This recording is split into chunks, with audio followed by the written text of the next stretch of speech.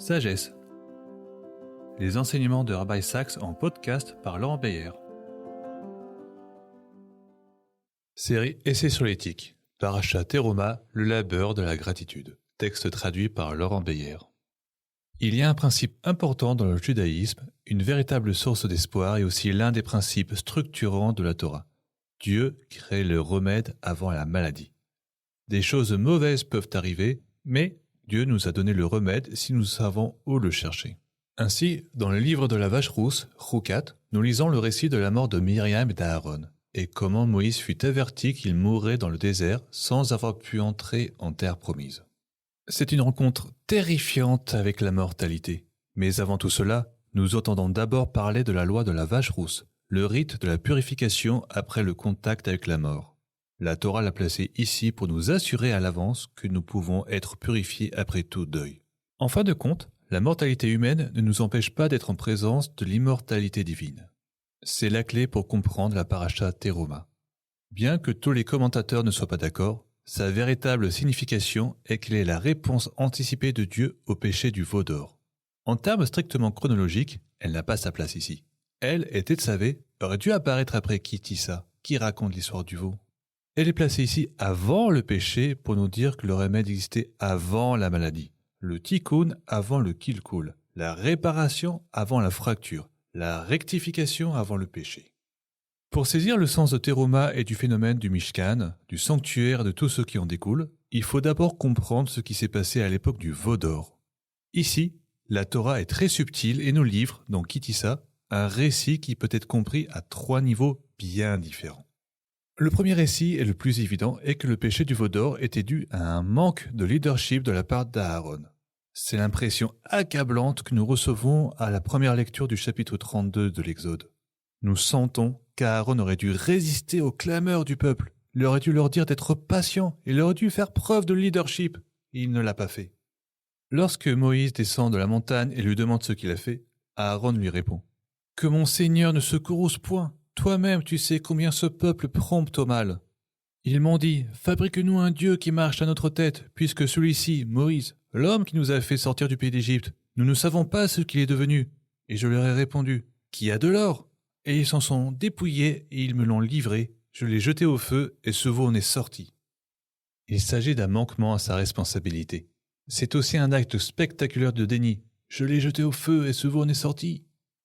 La première lecture de l'histoire est donc celle de l'échec de Aaron, mais seulement la première lecture.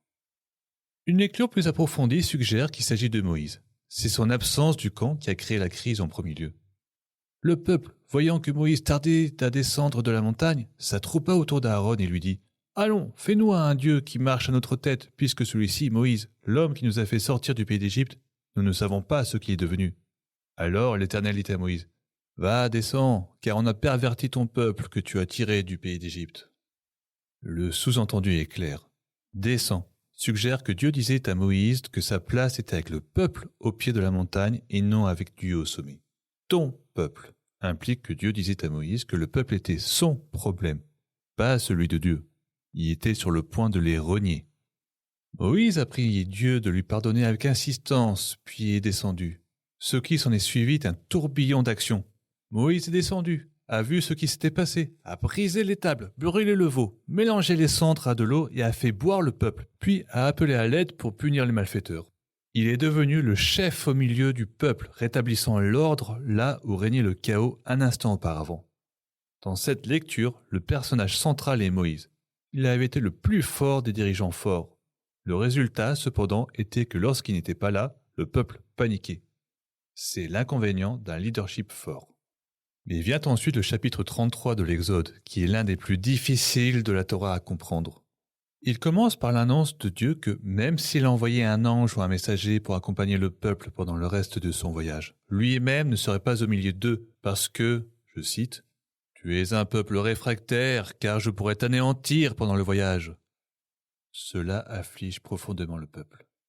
Dans les versets 12 à 23, Moïse défie Dieu sur ce verdict. Il veut que la présence de Dieu accompagne le peuple. Il demande « Daigne me révéler tes voies », ainsi que « Découvre-moi donc ta gloire ». C'est difficile à comprendre. L'échange entre Moïse et Dieu, l'un des plus intenses de la Torah, ne porte plus sur le péché et le pardon. Il semble presque s'agir d'une requête métaphysique sur la nature de Dieu. Quel est son lien avec le veau d'or ? Le plus déroutant se passe entre ces deux épisodes. Le texte dit que Moïse prit sa tente pour la dresser hors du camp, loin de son enceinte. Cela devrait être exactement la mauvaise chose à faire. Si, comme Dieu et le texte ont suggéré, le problème avait été la distance de Moïse en tant que chef, la chose la plus importante à faire pour lui aurait été de rester au milieu du peuple et non de se positionner à l'extérieur du camp. De plus, la Torah vient de nous informer que Dieu avait dit qu'il ne résiderait plus au milieu du peuple, malgré la détresse qui a été déjà causée. La décision de Moïse d'agir de la même manière aurait sûrement doublé leur souffrance. Il y a ici quelque chose de profond.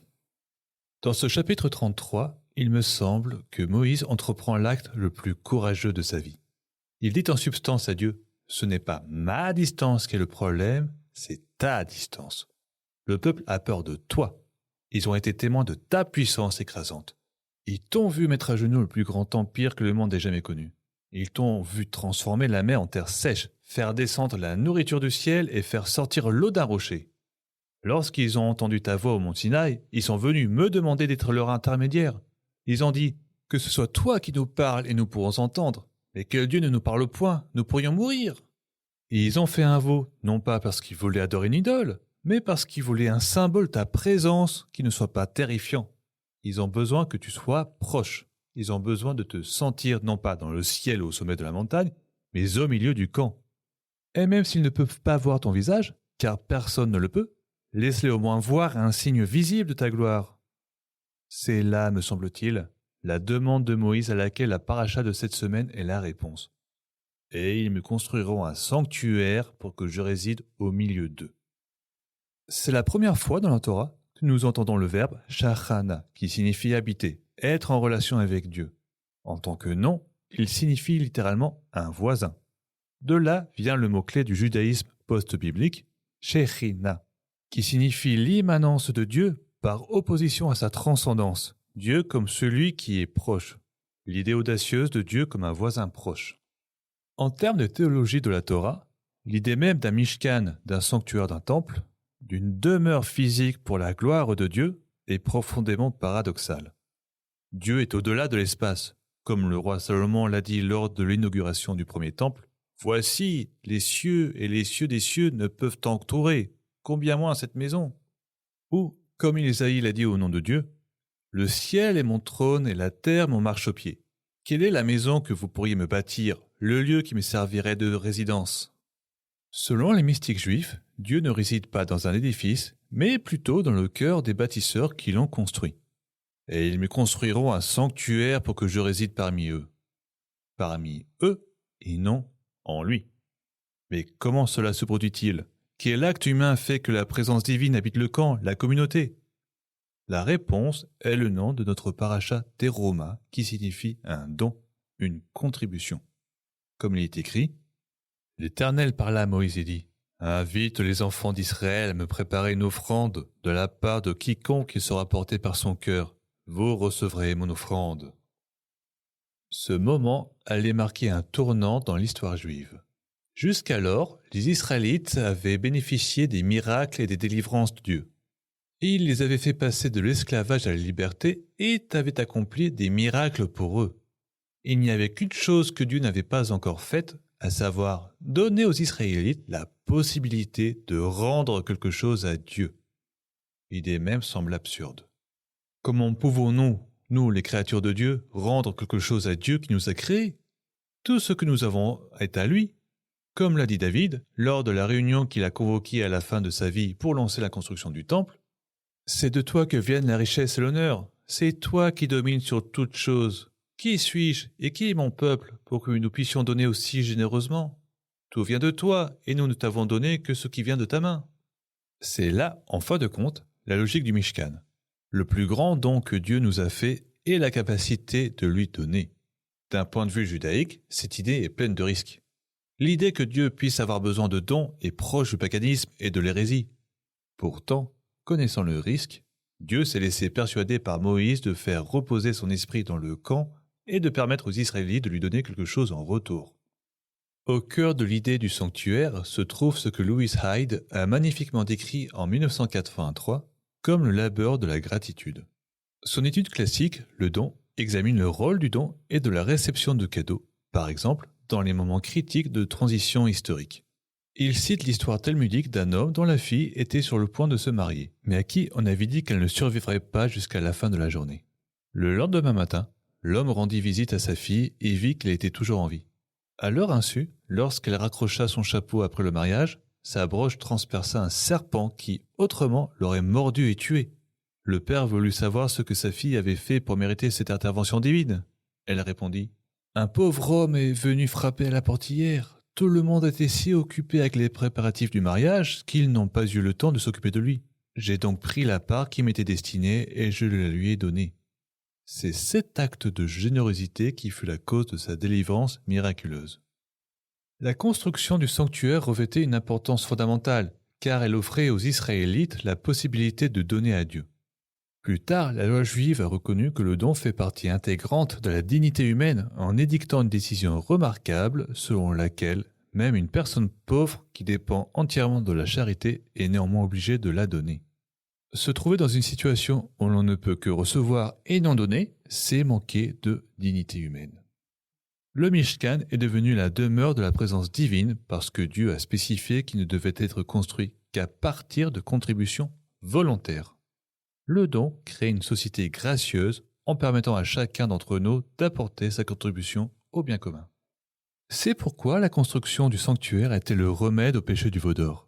Une société qui ne faisait que recevoir mais sans pouvoir donner était prisonnière de la dépendance et du manque du respect d'autrui. Dieu a permis aux gens de se rapprocher de lui et lui d'eux en leur donnant la possibilité de donner. C'est pourquoi une société fondée sur les droits et non sur les responsabilités, sur ce que nous réclamons et non sur ce que nous donnons aux autres, finira toujours par mal tourner. C'est pourquoi le plus beau cadeau qu'un parent puisse offrir à son enfant est la chance de donner en retour. L'étymologie du mot terouma le suggère. Il ne signifie pas simplement une contribution, mais littéralement quelque chose qui élève. Lorsque nous donnons, c'est non seulement notre contribution, mais aussi notre propre élévation. Nous survivons grâce à ce que nous recevons, mais nous atteignons la dignité grâce à ce que nous donnons. Shabbat Shalom.